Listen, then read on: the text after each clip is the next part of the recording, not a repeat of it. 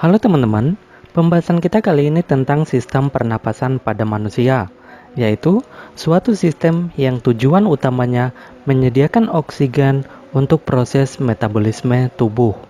Nah, untuk memahami sistem pernapasan secara utuh, kita harus mengenal bagian-bagian dan fungsi dari penyusun sistem pernapasan. Kita mulai dari yang pertama, yaitu hidung. Nah, udara pertama kali masuk ke saluran pernapasan melalui lubang hidung dengan mekanisme inspirasi. Di rongga hidung, udara kemudian disaring oleh rambut-rambut hidung dari partikel-partikel debu yang menyertai udara yang masuk. Nah, selain itu, udara juga akan dihangatkan dan akan dilembabkan agar sesuai dengan suhu tubuh. Dari rongga hidung, udara selanjutnya mengarah ke faring, yaitu persilangan tempat jalur udara dan makanan bertemu. Jadi, pada faring ini adalah tempat dilaluinya udara pernapasan dan makanan yang berasal dari mulut. Setelah melalui faring, udara akan memasuki laring. Di belakang lidah dan di depan laring terdapat epiglotis yang berfungsi mengatur masuknya udara dan makanan ke salurannya masing-masing. Ketika makanan ditelan, laring bergerak ke atas dan mendorong epiglotis sehingga menutupi glotis. Glotis ini adalah bukaan trakea atau tenggorokan.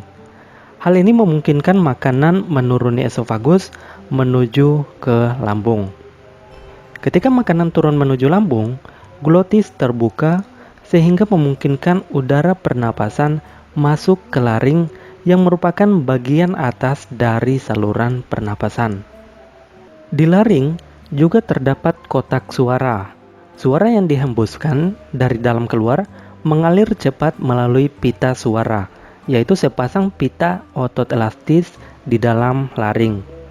Suara dihasilkan ketika otot-otot di dalam kotak suara menegang atau kontraksi, yang kemudian merentangkan pita suara sehingga bervibrasi atau bergetar.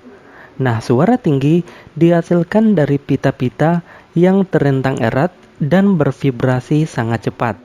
Sedangkan suara rendah berasal dari pita suara yang tidak begitu tegang dan bervibrasi secara lambat. Dari laring, udara masuk ke dalam trakea. Di dinding trakea ini terdapat kartilago atau tulang rawan yang memperkokoh trakea sehingga saluran ini akan tetap terbuka. Selain itu, terdapat epitelium yang melapisi trakea hingga bronkus. Epitelium ini ditutupi oleh silia pada permukaannya dan selapis mukus atau cairan lendir yang tipis. Nah, mukus ini berfungsi untuk memerangkap debu, polen, dan kontaminan-kontaminan kecil lain yang lolos dari rongga hidung. Silia ini berdenyut dan bergerak seperti ombak, menggerakkan mukus ke atas menuju faring. Tempat mukus tersebut akan ditelan atau dibuang dengan sengaja keluar melalui mulut. Proses ini dinamakan eskalator mukus, yaitu proses yang memainkan peran penting dalam membersihkan sistem pernapasan. Dari trakea, selanjutnya terdapat dua cabang yang disebut bronkus. Bronkus ini masing-masing mengarah ke salah satu dari paru-paru. Bronkus bercabang-cabang lagi di dalam paru-paru menjadi saluran-saluran kecil yang disebut bronkiolus. Udara kemudian memasuki alveoli. Kumpulan dari alveoli disebut alveolus, yang merupakan kantung udara di ujung bronkiolus. Oksigen dari udara yang memasuki alveoli akan terlarut di dalam selaput lembab yang melapisi permukaan dalam alveoli dan kemudian akan berdifusi dengan cepat melintasi epitelium ke dalam kapiler darah yang mengelilingi setiap alveoli.